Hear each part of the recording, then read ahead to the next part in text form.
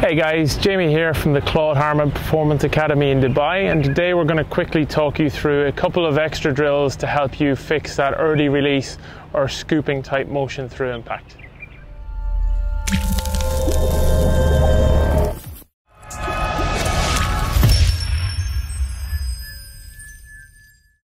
So early release or scooping is definitely one of the most common things we see with most higher handicap golfers that come through the academy.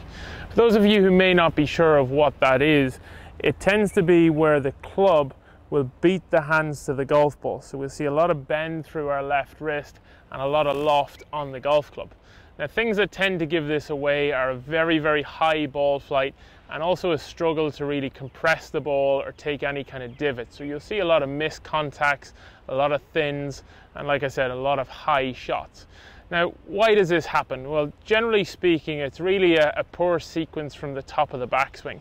So normally when we get to the top of the swing, what you would expect to see is a bump of the hips, a real turn of the shoulders, and then the arm and finally the club will come through into impact. But what we see with most people who display an early release type pattern is they tend to get to the top of the backswing and they will either pull the arm or throw the club outwards. Now, once the club has that extra momentum and it starts to pass out the hands, there's no real way to stop it. It's almost impossible. So really what we want to create is the right sequence on the way down. So for me, there's a couple of drills that we can do in order to get this sequence correct and fix your early release. Now, the first thing I'm going to say is that one also very, very common issue I see with people who display an early release is a very long backswing. So you'll see through a number of these drills, the backswing length is constantly coming into play or coming into discussion. So the first drill we're going to do is a very simple one. It's called a step-in drill. And the whole idea behind the step-in drill is to really get you moving your body a little bit earlier, moving your lower body in and through the ball. So what we're going to start with is basically feet are going to be together, positioned slightly behind the ball. You're going to make a backswing where the club starts back, you step forward into the ball and swing through.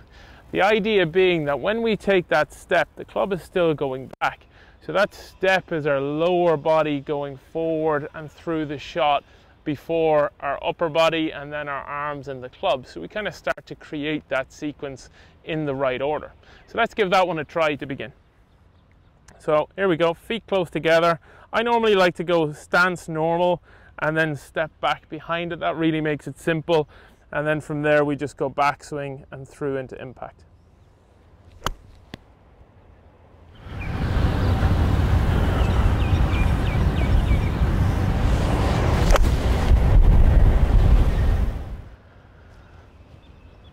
And what I really like about that is it really forces me to get that push through and really drive my body at the ball as well as having the correct sequence.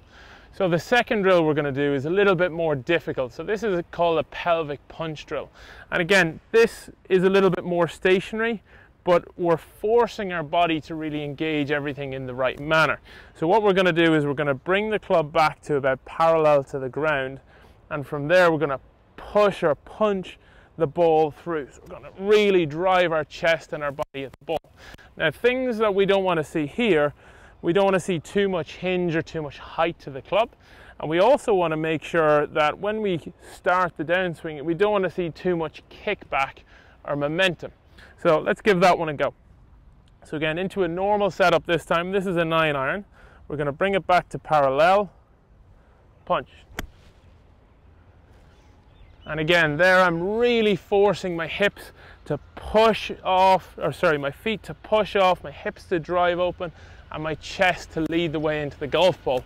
We're taking out any risk of throwing that shot or throwing the hands at the ball. So our last one is called arm parallel. So by arm parallel, we mean arm parallel to the ground. So what we're going to do is we're going to swing the club back, and once our left arm reaches parallel to the ground, I want to kind of replicate that punch feeling through the ball, kind of similar to that pelvic punch drill that we just did.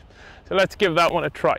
So again, into that setup, I'm going to feel that once my arm gets near parallel, I'm going to start to go at the golf ball. Let's give it a try.